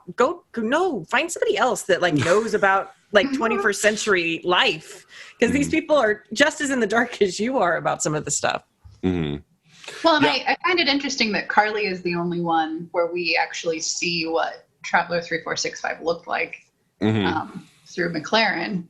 And, it's just as boring as you might think. I don't know. I kind of, with Carly, I'm not sure if maybe just, again, I've only ever seen Will before in anything else. So, it may be that the actress just wasn't really able to emote the sort of thing, but I didn't buy any of her motivation. Like if we hadn't seen who she was before she came back, I would have guessed maybe she was like male or definitely never been a 20-year-old woman, I guess. She was the one that was the most off to me of the main cast. Oh, I do sort of wonder. I mean, we know they had relationships because she and McLaren's Traveler had a relationship beforehand. But I do sort of wonder if because of how bad things are in the future, like how much they have like even gender roles or differentiation between sexes and stuff because, society is at the bare minimum. They're all sick. So, you feel like, you sort of assume that, well, they're all malnourished. So how much do they develop, like and stuff like that I'm wondering if they are fairly like androgynous in a lot of ways. Well, but Carly also is the one where we know the most about her future family. She tells McLaren about it, that she had a pretty healthy, loving, I guess I shouldn't say healthy, we don't know, but she had a loving, at least, home life with family that laughed and valued togetherness and stuff. And I don't get any of that from Carly.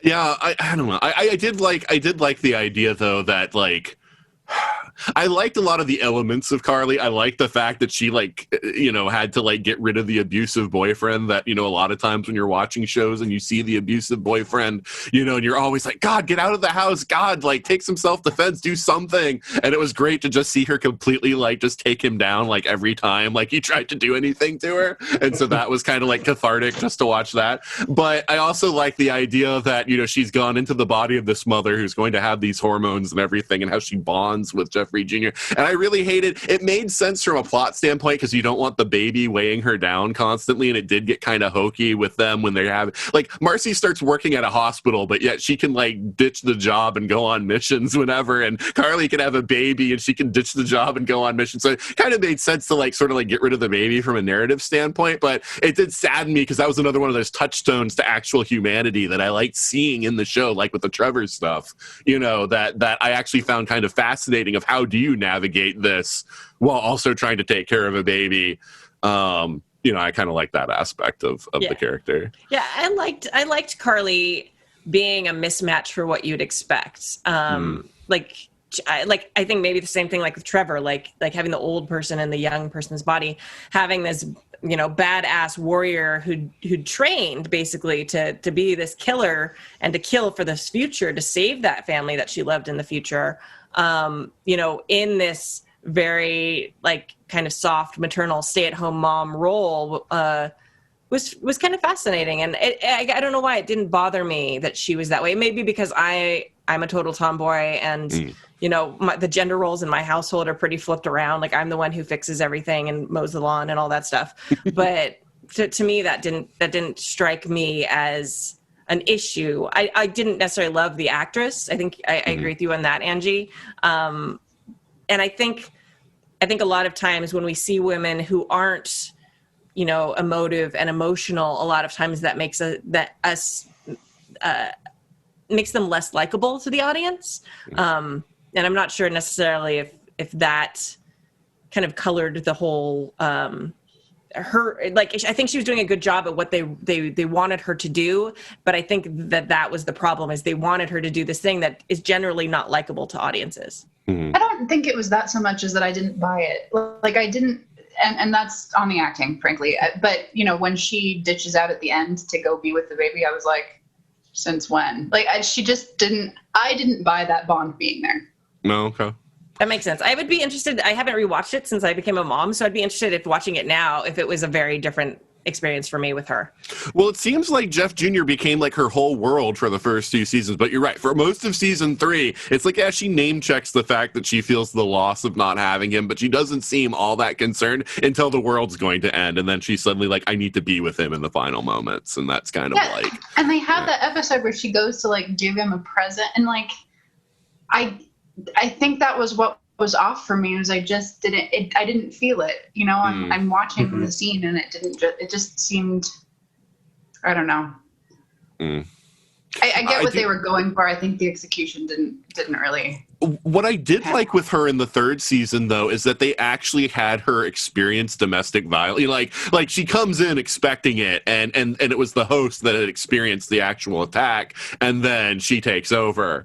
And then after that, it's every time Jeff comes at her, she instantly drops him. But then we have the scene in the house where he actually hits her as her, and we get this sort of change in her character where, first of all, she's through with Jeff, and that's how we finally get rid of him, is she's willing to just straight up murder him and give the director the choice of either I'm going to murder him or you're going to send a traveler into this body. And of course the traveler comes in, but then also she becomes the defender of domestic violence. When she moves into the apartment and she hears the person hurting his girlfriend in the next apartment over, and she's just I'm going to take care of this situation, and I kind of like that. I like that she became this. So they let her experience the situation and gave her this righteous anger about it. And I kind of like that move for the character also. I wish they brought that in sooner, because it would have given her a chance to develop in that direction. Mm-hmm.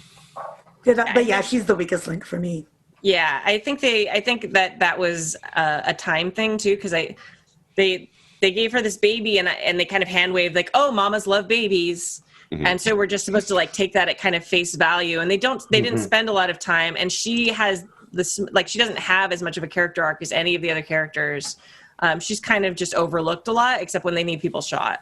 Well, but I kind of bought it with the fact that when they take on the body, they take on everything about the body. And as a new mother, you know, Carly would have been experiencing all the hormones and everything that caused the bonding with the baby and everything. Mm-hmm. So I didn't see that as, oh, she just instantly loves a baby because she's a woman. So I didn't see any uncontrollable crying or weird, like, well, okay. Yeah, right? Like they hinted at all of these things and never committed to any of them. Yeah, like they spent so much time watching with Mac, like talking to Grace, having wine with Grace, or not Grace, whatever his wife's name is. Right. And like all this stuff, it's like, let's have some, like, I know they hate spending time on mamas and babies, but like have some time with her, like taking him to the park and the zoo and like actually building that bond that she's feeling those hormones for. I don't know. I guess I would have loved to see more of that. Her, you know, I mean, like actually showing her in court more, like fighting for him or things like that. Like, I think that would have. I expected to see more of that. And then that kind of like went by. I really wish, and I know people say like, oh, like, you know, like let's do everything like the British do it and do like the short seasons and everything. I really wish this had been like a standard length TV season, because I think that this show had the potential to do so many interesting stories, not even about the missions, but about just the concept of the travelers in the host bodies. And they shortchanged so much of that just because it was like, well, we got 10 episodes a season, so we got to tell our story pretty quick and then, you know, get out. And, it was actually 12 for the first 2 seasons, and then they cut it by 2 for the 3rd season. You're right. So it's even worse then. But there are Netflix original series that I generally feel like, okay, this was a 15-episode season, and it would have been a great 12-episode season. This is a 12-episode season, and it would have been a great 8-episode season. Yeah. Well, but this is the opposite. This is one where you want more, not less. Yeah. Well, I think it's one of the first Netflix like original series. Like it was, if I remember correctly, I might be remembering incorrectly, but I know they paired with another production house. I don't remember which one it is for the first 2 seasons. And then the other production house was like, no, we're done at the end of the 2nd season, which is why I started watching like near the end of the 2nd season when it was airing. And there was like some question about whether there'd be a 3rd season, you know, and like the Traveler boards were like, no, there has to be a 3rd season because season 2 ends in a really awful place. Right, yeah. Oh, God, I would have hated that if that had been the end. So we were all relieved when there ended up being a 3rd season. But I feel like Netflix did that one on its own. But it was still sort of like that just Netflix was just starting to do its own original content. And it was like its own series is, you know, kind of its own thing. So I feel like it's like the training wheels. Like it's like Netflix was learning how to do it. And I also feel like that 3rd season kind of like they were alone in it. So I don't know. I feel like that was kind of a tonal shift that happened. And I think that was one of the reasons for it. Yeah. So there's 2 more I mean, God, we could talk about this show, and it's funny because it is such a short show that we could talk a lot more about this show. But there are 2 more things that I want to talk about before we head out. So the first one, though, I mean, Angie, you know, mentioned, I think it was Angie, that the faction was such a brilliant idea to introduce into the show. You know, how did you guys all feel about, because, you know, they're trying to change things up. So we go at the end of the 1st season to this idea of, oh, you changed history, but now there are like 2 factions in the future and everything. How do you feel about the faction, and how do you feel about sort of like how in the 3rd season they retroactively kind of merged the 001 story into the faction by saying like, oh yeah, no, actually in the new timeline, you're the leader. And so I'm kind of curious about the thoughts on that. So, I don't think we started with you yet, Angie, so why don't you start this off? Yeah, so, like I mentioned before, I think having the faction show up because whatever they did changed things, so a whole group of people that died in the future didn't die was pretty great, and having them be antagonistic to the director, I thought all of that was great. The execution didn't always work for me. I got the sense that having 001 be the faction's leader was an even different timeline aside from the original faction timeline. And that got a little bit muddled and confused, so I don't know that for sure, but that's the sense that I got, which makes some sense since 001 for whatever reason is apparently able to just be off the grid for 30 years and still get all while sorts being independently wealthy and like doing all this stuff. He's not living in the woods. Yeah, so the execution didn't always work for me, especially in the third season where I was like, what are you, like some of the stuff, like Jeff's Traveler, his whole thing where he went to save the Ark of it, like a lot of that got kind of muddled for me. You know, not that I didn't enjoy watching it, it just seemed less clear, maybe. So I had an issue with some of the execution of it, but as an idea and as it was introduced, I thought it was great. Nate? Yeah, I could definitely tell like a tonal shift in the story when it went from season 2 to season 3, where the Canadian company that was doing the production for in Canada left the series, and you get this weird season 3, and they kind of got to wrap up that impossible situation at the end of season 2 and everything. But I did like how they wrapped up the entire series at the end, you know, with the possibility of a new Traveler program. Okay. Felicity?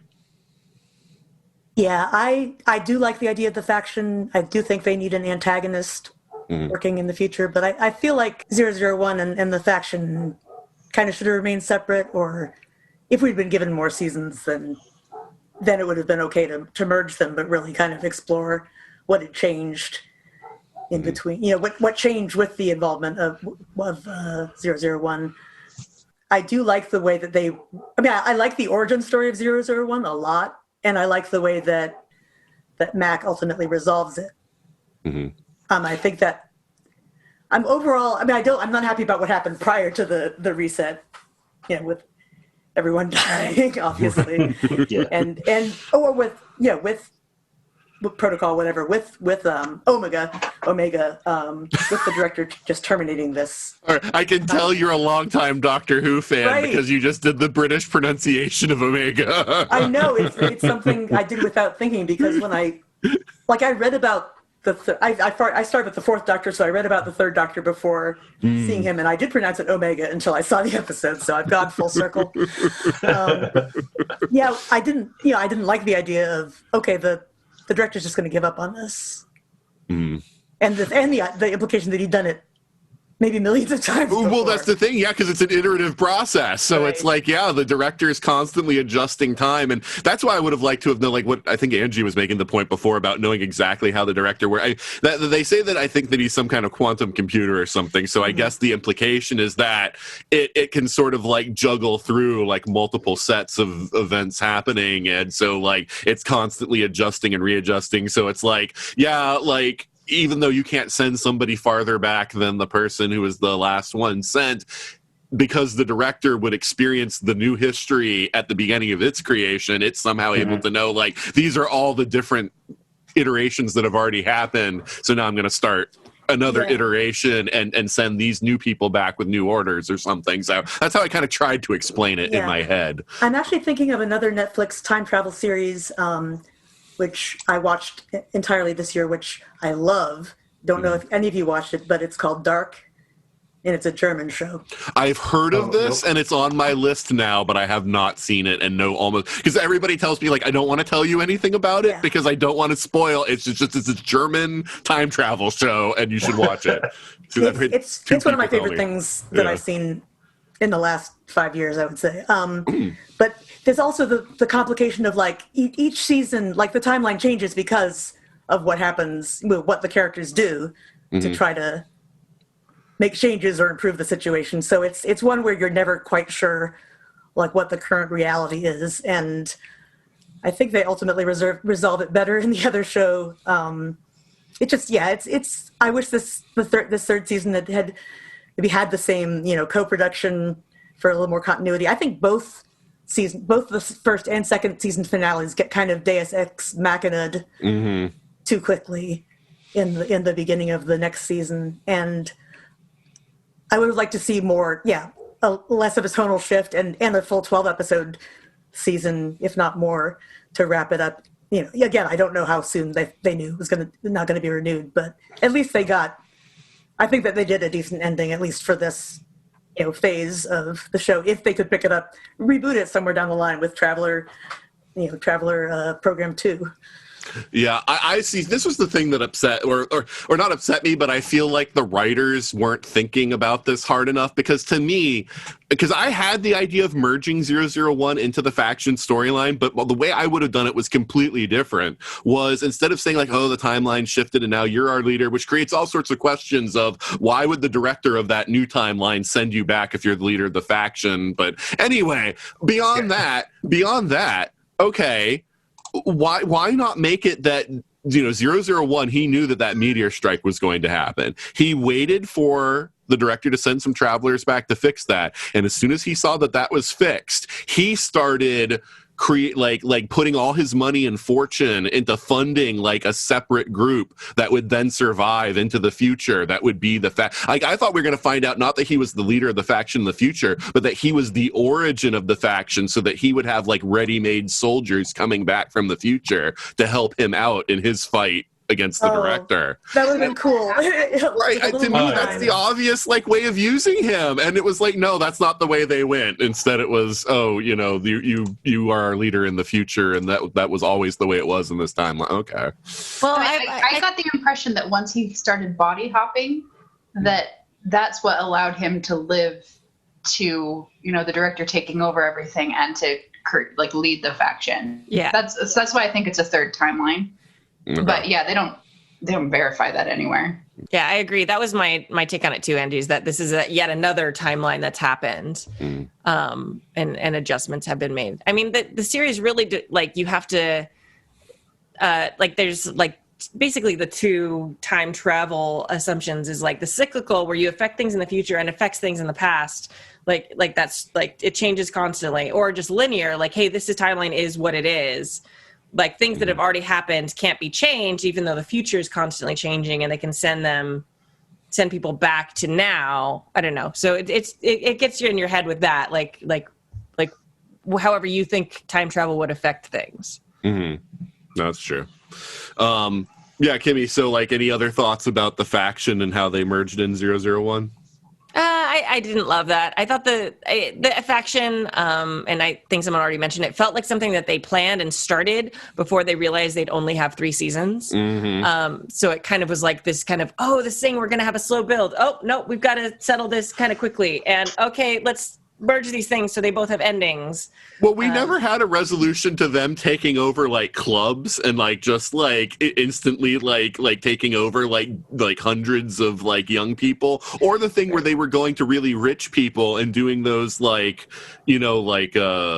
little things where they were what do you call that, where there's real estate development opportunity stuff, and then they would take over groups of rich people. There was this whole storyline they seemed to be building to, and that was just we'll just ignore that ever happened.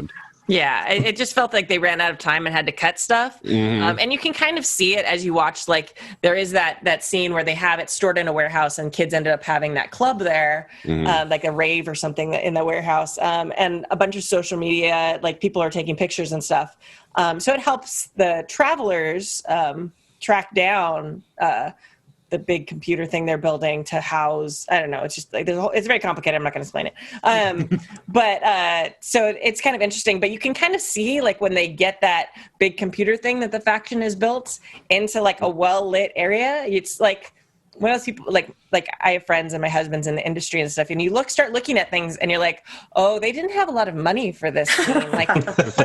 This big computer thing is a couple canisters with some lights wrapped around it. It looks fine, but when people start walking next to it, you're like, oh, it's a lot smaller than they tried to shoot it and make it seem. And you're just you can see the money slowly draining out of the series as it goes. Right. Yeah. So yeah, let's talk about the actual ending, and we've touched on it a little bit. I mean, it hurt me. My takeaway was, why did you make me watch David die if you were just going to undo everything at the end of the story? Because that was so traumatic. Because you watch more, the one thing, we know that everybody dies, but we don't have to actually watch it except with David, and we have to watch Marcy dealing with David dying, and then we have to watch Philip go to the apartment apartment and see all the alternate timelines playing out in that apartment, and you see like, oh, like Marcy could have just like killed herself, or oh look, they could have been super happy and Marcy's pregnant, and it's like I know, that was just I think that's because Brad Wright isn't Joss Whedon. That's why. Yeah. Yeah, but yeah. So anyway, just I'm curious what everybody thought of the ending and then the resolution with Mac at the end. From what I understand, Eric McCormack did try to get a season 4 made, like basically with Mac being the only returning character because of how everything gets like reset. Or maybe I it thought would the opposite, actually, that he was doing Will and Grace again so that he was they could set it up for him not to be involved. Oh, interesting, because yeah, like, or a new set of travelers. Well, no, because I mean, it's a short season, right? So I think it's easy enough to fit in along with other projects. So I don't think that was a thing. Apparently, he was. I mean, this is what the Travelers fan pages are saying. I haven't done any of my own research, but they say that Eric McCormack did campaign to get the show continued for a 4th season. To do like Traveler 2.0 or whatever.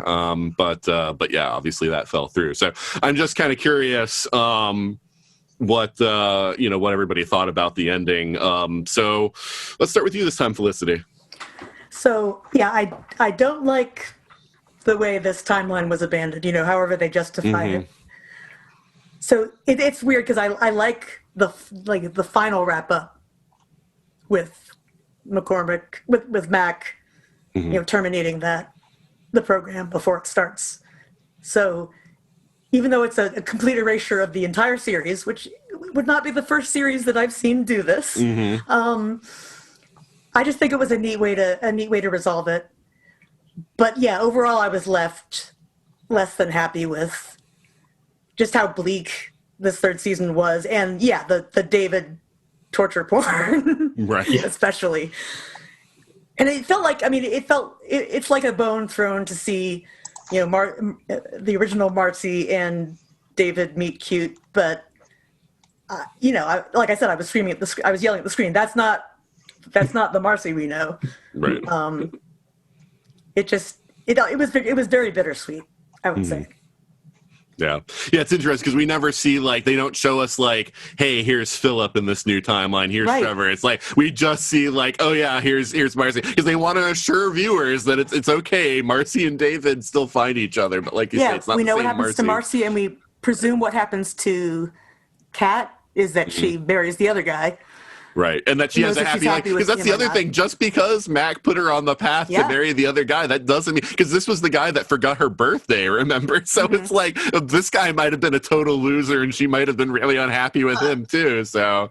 But that's a good point. We think, the other people probably died as they would have if the Traveler program hadn't existed, and that's sad. Maybe. With a totally different timeline, there's no way of knowing. I think that's part of the concept. Like, everything spirals out so much. Who knows? Yeah, what were you saying, Angie? Oh, I was just saying the conversation between Kat and McLaren. We're just like, oh, he's an artist. I'm like, oh my God, all of the red flags in this conversation are not putting her on a better path, dude. What did you think about how it ended, Angie? I've been thinking about this. So look at somebody like J.J. Abrams, where I feel like he provides emotional satisfaction at the ends of all of his stuff that don't necessarily hold up under scrutiny or make a lot of sense. This is almost the opposite of that, where I feel like they did wrap everything up and I'm unsatisfied with almost all of it emotionally. That's a good, good call. Because, they in terms of a narrative, I found the 3rd season to be great. They wrapped things up. They basically hit the hard reset button, but it didn't feel out of left field. It all seemed very natural. But yeah, I hated what happened to all of these people that I've been watching. And I wish that it could have been better for them. Yeah, one of the things on the Travelers Facebook group is that they were talking about how they would have liked to have seen like just a few more minutes of just seeing that like Mac checking in on everybody else's life, like even though they're not the same people, he's checking up on the hosts and he's like making sure that Trevor doesn't die in that fight, and he makes sure that like Philip doesn't become a junkie and stuff like that. That he's helping, like he knows like what would have happened, and so it's like he's going to like at least help these people whose lives that Carly isn't going to get beaten to death. Right, exactly. Isn't the implication that he died in 9/11? Which, why? Like, why? Oh, okay, so this is interesting. Yeah. I am very interested in this because the Travelers community is split over this. I thought it was pretty obvious that he booked out of the World Trade Center before the plane crashed, because we see him look at his clock, and so he's obviously checking the time. And then it looks like he thinks for a moment, like, should I stay and should I die in this? And then he instantly, like, he runs off screen the other direction away from the window, and then screen goes black. So I just assume Mac got out of there. I don't think he did die in 9/11, but a lot of people think he did. So I was kind of curious about that. They showed him locking the door behind him, so I thought that was the implication, was that he wasn't planning on. I don't think he was planning on it. I think he changed his mind, because I think, that's why he was initially looking out the window. Right, he changed his mind as he was in there. I think he locked to make sure nobody stopped him. You know. Right, and that was the other thing. I thought when I saw him lock the door, I thought it was so that the actual computer programmer who became 001 wouldn't come into the room while he was sending the email. He was locking that guy out, and then he left. So that was my take. If they wanted to go full dark, they could have had McLaren get overwritten by 001 coming in. Well, I was wondering about that too. I was like, oh God, is this going to get like really bad? But he just sent the email and then it seemed fine. So yeah. But yeah, so yeah, just out of curiosity, Felicity, did you assume McLaren died or do you think he lived? I actually didn't really think about it until now, but I think he lived. Okay. All right, so Nate, do you think McLaren lived, and what do you think about the ending? Honestly, I was thinking after I saw him send the email, and you see the computer in the future say, Traveler Program 1, version 1, abandoned, initiating 2. I didn't even really pay attention. I was Googling, where's season 4? I was like, okay, show me more. Yeah, well, that's a natural reaction. Like maybe Grant McLaren's there, maybe it's not, maybe it's just all new. I don't know, but I think he like checked his watch and was like, oh, I got 5 minutes, I can go, I can get out. Right. Yeah, I did think that he originally went into that room with because we see even he's sending like the data for the asteroid thing, he gives it to the scientist. Like it seems like he's just trying to wrap everything up, and then he's like, I'll make this sacrifice, I'll die in the World Trade Center and everything will be fine. But the fact that he books off screen, like we don't follow him, we just see him away from the window, like he just turns around and hustles off screen. I'm like, oh yeah, he's running out. He changed his mind once he got to that situation. So that was sort of my thinking on that. But yeah, what did you think about the ending in general? I liked it. I liked how it did feel kind of rushed and cramped. Didn't feel like there was a lot of room for all the characters to kind of resolve, but it felt like they knew they weren't going to do another season, so they were just trying to tie up loose ends and make it as good an ending as they could do with what they had. Yeah. So I was okay with it. I liked season 1 the best, and then season 2 was pretty good. Yeah, I think I agree with that. I think each season was a little less than like season 2 I didn't like quite as much as season 1, and then season 3 I had more problems with. But yeah, I think season 3 is just sort of slowly letting you down. Right. Oh, yeah. Kimmy, so did you think Mac died, and what do you think about the ending?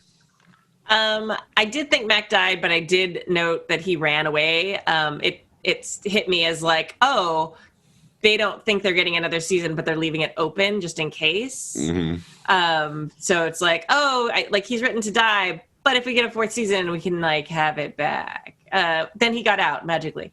But I really appreciate the ending. I always appreciate in shows when they know their ending, so they take the time to try and wrap things up. And yeah, like Angie said, everything logically wraps up really well, even though you don't necessarily get like the emotional satisfaction that you'd necessarily like. But I was actually really okay with that. I actually liked season 3 more than I liked season 2. Especially the ending of season 2, I just hated that so much. It just got me really upset. And I think part of it was because that's where I got my first like hard stop and like, oh, I have to wait for more episodes. And just having to deal with that. And then like having the series maybe be canceled there. And like everyone was talking about it then. And I was like, oh, I hate this series. This is so dumb. Like, I can't believe they ended there. So then I was so relieved maybe to get the third season that I had just like saw it through rose-colored glasses. But I was actually okay with not having, like, it was a bleak series. Like, it was interesting, but it was a bleak concept to start with. So not having, you know, great wrap-ups for all the characters kind of fit the tone and kind of fit the idea of the series, I think. So I was very glad that they wrapped it up logically as far as like what the director was doing. So I really appreciate that they wrapped things up so logically, because that's one of the things that makes me absolutely hate things is when it's just like, oh, we're done, and here's some happy foof, and we're done. And I'm just like, no, what about this and this and this? It's like at the end of an RPG campaign where you're like with the GM, you're like, okay, now what did that flag mean in that, you know, session in like 2 years ago that we all like were obsessed about? And they were like, oh, I don't even remember that. You're like, no, it meant something. So I get that really badly with series. So I appreciate that they wrapped up as much of it as they did. And I was okay with not necessarily having hard answers. And we all kind of got to assume, you know, maybe Trevor lives, or maybe, you know, or maybe Trevor is overwritten again with someone else, or maybe that's it. You know, again, they were so nebulous with kind of how the time travel thing worked. Like when the history changed, you know, was Traveler 115 like can they go again? Like, I don't know. It's just kind of an interesting thing. You're like, maybe this team, you know, minus, you know, Max Traveler, like, goes back and maybe they fix things. And I don't know, I kind of liked that. I would have really loved to find out, you know, is the future saved? But I'm glad, logically, I'm glad they didn't necessarily do that, because I don't know, it's kind of interesting. And just the idea of the future they imagine is so fascinating, with the domes and everybody living and like the yeast vats, and they just like they just drop these, they never, there's only a couple scenes where they actually talk about it, but like randomly you'll like have these like little tidbits of details thrown out, and you're just like, oh man, it slowly builds this horrible picture. So for me, yeah, I don't know, I'm rambling now, sorry. That's fine. Yeah, I don't know. Something about season 3. Like, I didn't like the fact, like, as much as I was upset about the ending of season 2, I didn't like that the resolution was just, well, let's just mind wipe everybody and it'll be fine. You know, like, that sort of started me off on the wrong foot with I think season so too. 3. And then, like, even, like, the idea that, okay, like, David was super mad when he found out originally that Marcy was from the future. But when he finds out in season 3, you know, again, after he's been mind wiped, that Marcy's from the future and everything, he's like, oh, man, this is cool. I want to know more about this. You know, and I'm like, wait, why is this reaction so different? Okay, whatever. So it seemed to me like even that was, like, kind of lazy writing, because, I mean, his personality should be the same. And once he's found out that he's been lied to, he should still have a negative, or even if they can get over it later, his initial reaction should still be very negative. I don't know if I don't know if it's lazy writing as much as literally they were out of time. Like, Yeah, they knew that's they true, had yeah. this many episodes, this many run minutes. How are we going to wrap this up in a somewhat believable, true to the series way in that short a time period? So they started cutting corners to desperately get to an end. So I might have been a little bit too forgiving with that, but it's fine for me. Yeah, I mean, the other thing I had, and I guess since they knew it was the final season, this thing does make sense, but I knew that the idea of working with the FBI openly as travelers is something that wasn't sustainable. That they would want to know too much about the future. They would be too unforgiving about the things that, like, the details that they weren't given, you know, and stuff like that, that eventually that would have to collapse. And so, I mean, I guess if the end game, if you know the end game's going to be like, yeah, this actually is going to lead to the nuclear war and we're going to have to reset, then it does kind of make sense. But while watching the season and me just watching it, I'm like, this doesn't make any sense. Why are they doing this? They have to know this is a bad idea to operate openly with the FBI, but it's like, okay, whatever. Yeah, that episode where they caught the serial killer. Yeah. And they're like, what? Dude, he's a serial killer. It's like, well, technically not anymore. Yeah. Oh god, that was Now so somebody gross. different. I felt bad for that traveler. Yeah. He just starts puking out like somebody's like actual like body parts. It's just, I think it was like, a finger or something. it was an eye. Eyeball. Oh, that's right, an eye. Oh, it's awful. Oh god. Anyway, so yeah, no, I had issues with season 3. I had issues with the way that it ended. I think I kind of agree with Angie. It technically worked. It just emotionally, I just did not like buy any like there's something about it that just felt wrong to me the whole time I was watching it. And so I just and I really would love them to revisit this concept, even if it was a completely new cast, just the concept of this form of time travel and doing it over again. I would love to see a new Travelers type series. So not that Netflix is ever listens to me, but if you guys are paying attention, Travelers, bring it back. What I just thought of, it just occurred to me right now, is they can't send a traveler back any earlier than the most recent one that was sent, which is another reason why they tend to send them one at a time or onesie-twosies. But maybe McLaren going back so far gives them an extra, 10 years? I forget how far prior to 9/11 he went back, but it was there were two problems. One was the barrier, one was the time barrier. That was one problem. The other problem was they really needed to send people back in the digital age where you could have specific GPS coordinates and elevation and exact time of death, because they said like if any of those things were off even slightly it wouldn't work, which is why I had problems with how McLaren like sent himself back to the even younger McLaren. But it's like, but that's the thing, like everybody has cell phones now, so a lot of times if you're carrying your cell phone and you die, it's they could ping that to find out like, okay, what was the exact location of this person when they died, and so then they were that way able to like send people back to inhabit those bodies. So that was that's why they said like it would have been impossible for them to like go back to much earlier points in history than the year 2001, because there just wasn't the precise information about location and time of death that you would need. It would be harder, but I think you could do it. I mean, that's just as a way to bring the series back, even same continuity back. Sure. Yeah, I mean, there are certain deaths that would have been like recorded on camcorders or whatever that you might be able to work out exact time of this. I mean, there might be other things, but yeah, it'd be less people available, but yeah. I like how the existence of cell phones has become, it affects storytelling in such important ways, because we were having a discussion at some point at some con about Stranger Things and how the fact that it's set in the pre-digital age is very significant, because you can't pick up your phone and say, hey, the Demogorgon is heading your way or whatever. The characters are cut off specifically because they don't have a way of quickly communicating with each other. Yeah, it also really affects superhero fiction a lot, because of now everybody's got a camera like on them and stuff like that. It's very influenced by it. Yeah, it's an interesting commentary on like social media and like the record we leave behind. Because there are a lot of I'm on social media a lot, like Instagram and things like that, and it's kind of an interesting thought exercise to be like, hey, what do people who just see this as my record of my life like think my life is like? It's just a really, for me, that was one of the most interesting things to contemplate while I watched the series, is like how people taking pictures of themselves and posting them on social media and things like that. Like, yeah, that's going to be someday people are going to be looking at this and studying this. And I don't know, it's just kind of a fascinating thing to think of, and people in the future seeing us through that lens. No.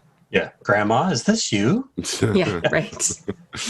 All right. But unfortunately, we're going to have to cut things off here. Like I said before, there's a lot more to talk about. Like, there were a lot of side characters we didn't get to talk about. There's a lot of like plot elements from different episodes and things we could have talked about. But, I think this was a pretty good overview of the series as far as talking about the characters and the main plot threads and the time travel and whatnot. But, let's say our goodbyes and let people know where they can find you online. So, Angie, we'll start with you. Say your goodbyes and let people know if they can find you online. So the director's never going to get me. I am a 42 cast exclusive, and hopefully my time of death will not be recorded. That got dark. Never mind. Bye. Well, I hope you don't die on the podcast, because that would be awful. It started clever. It went downhill fast. Okay. All right. Nate, why don't you say goodbye and let people know where they can find you? You can find me on Twitter, real Nate Bob Benton, and that's about it. That's my only real public presence. Okay. And Felicity, why don't you say goodbye and let people know where they can find you online? All right. I am affiliated with the Flopcast, as mentioned, on the ESO network, and I do some of the social media, so probably the best place to find me is at Flopcast on Twitter. All right, very good. And Kimmy, why don't you say goodbye and let people know where they can find you? All right, goodbye. I'm a lot of places. The director's going to have like a field day with me. You can find me on social media at Golden Lasso Girl. I'm on Twitter and Instagram, and I'm not on TikTok because someone took that name already, and I just can't bring myself to get another name on there. You can find my games at goldenlassogames.com. We are still accepting late pledges if you're interested in my game Decima. That is fully funded in one day back in February, and we're all on time with everything. If you want to check that out, it's a tarot-based backstory building game that you can play before any tabletop game. So D&D, Powered by the Apocalypse, any of those. You play this ahead of time, and it makes your location. It makes a bunch of NPCs. It creates connections between the characters that you're playing, so that they have some prior history, so you don't just have to meet in a tavern on your first session. And so you can check that out. There's a link on goldenlassogames.com if you want to find it there. You can also buy the digital version already on rpg.com or drivethrurpg.com and itch.io as well. And let's see. I'm on the Happy Jacks RPG podcast a lot. I haven't been there a lot in the last few months because, like I said earlier, baby. It's funny how that messes with your schedule. Yeah. But I'm there a lot. I play in their actual play podcasts and streams, and I'm on the weekly show, and I'm like the one who organizes it all behind the scenes. And I think that's everything right now. I feel like I don't have as much stuff right now because baby, but yeah. I also have a baby. I don't know if I mentioned that. Sorry. All right, no, that's great. And I'm just like feeling my heart here because you're talking about character or players that actually care about backstories for their characters, and I'm like, if only. That's my thing that I always want my players to like. Backstory. Think about your character, dude. It's not just like a set of powers and attributes. Like, think, you know. You should play Decima with them. Except for my wife. My wife's the opposite. She'll write the 3-page like treatise complete with like artwork and stuff, and it's like, this is my character, and I'm okay. All right, yeah, no, very cool. And yeah, so Angie, Felicity, Nate, Kimmy, thank you so much for being on the show this week. Thanks for having us. Thanks. Thank you. Thank you. And that's it for talking about Travelers. What did you think about the episode? What did you think about Travelers? Would you like to see another series of Travelers come out at some point? Would you like to see a Travelers role-playing game? You can let us know in a bunch of different ways. One way is to email us at everything@42cast.com. Another way is to go to our website, 42cast.com, and leave us a message on any of the episodes there. You can also go to Facebook at facebook.com/42cast, or you can find us on X, Instagram, Blue Sky, or Threads at 42cast, and leave us messages in any of those places. You can also give us reviews on Apple Podcasts or your podcast platform of choice. With Apple Podcasts, it helps because the more reviews we get, the higher we show up in searches. So if you have an Apple account and if you haven't left us a review yet, please do so. You can also support the show by going to the ESO Network Patreon. You can find that at patreon.com/ESO Network. It's a way to help all the shows on the ESO network. You can review the different perks you get for the different tiers. You can get access to early episodes of some shows. You can get access to exclusive episodes of some shows. And you can get access to a whole exclusive ESO network podcast that is just for patrons. So if you have the funds to contribute, we would greatly appreciate it. You can find me on 2 other podcasts, Time Streams and Legendary Forces. Both are on hiatus right now. Time Streams is a Doctor Who podcast, and Legendary Forces is a Star Wars podcast. You can look up the details for those shows on 42cast.com or on your podcast platform of choice. I am trying to get those both off of hiatus this year, so keep watching this space for updates on that. In Watch News, Beth and I are watching Citadel Diana. That is one of the spin-offs of the Citadel series on Amazon Prime. This is the Italian one. I do find it interesting that this is the first franchise that's trying to go for multicultural spin-offs and is having writers, filmmakers, stars from the country that the series is taking place in produce the series, but that it's all interconnected like any other franchise. So it's kind of cool for a spy drama to have that kind of a whole spin to it, to have the different spin-offs, get the flavor of the country that they're taking place in. So I'm really curious to see where this goes. I'm really curious to see how the whole Citadel experiment goes. So keep watching this space for that. At some point, I may do an episode, maybe not just on Citadel, might include some of the other kinds of similar shows like Night Agent and Reacher that I also enjoy. And maybe just do like a whole modern spy drama television kind of episode. I don't know. Let me know. Again, in all the same places that I mentioned before, give feedback. Let us know what you're interested in hearing more about. There are plenty of shows that I watch that I never do an episode on, and I'm never sure what people want to hear an episode on. So make sure to let us know what you think. All right, that's a wrap for this week. Join us back next week when Seth Green will not be joining us. And until then, this is Nathan signing off.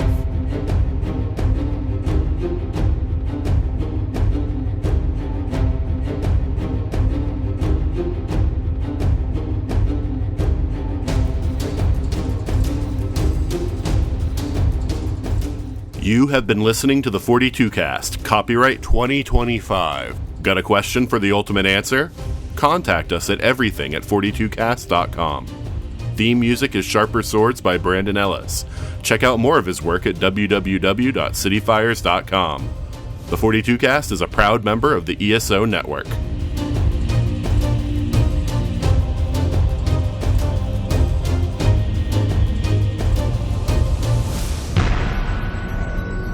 This has been a broadcast of the ESO Network.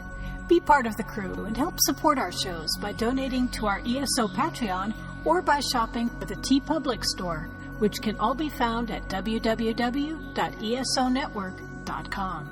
The ESO Network, your station for all things geek.